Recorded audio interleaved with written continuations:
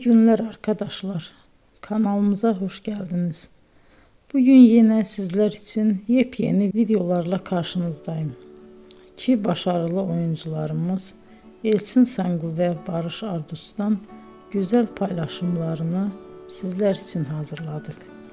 Elçin Sangu, Sevdim Alabora, Yalancı ve Mumları, Kiralık Aşk, İyi Günde Kötü Günde bu dizilerde rol almış ve herkes tarafından çok beğenilmiştir.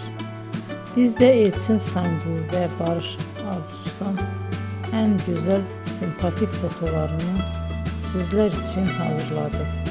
Bu karelerin devamını istiyorsanızsa emeğe saygı olarak kanalımıza abone olup yorum yazmayı unutmayın arkadaşlar. Teşekkür ederim.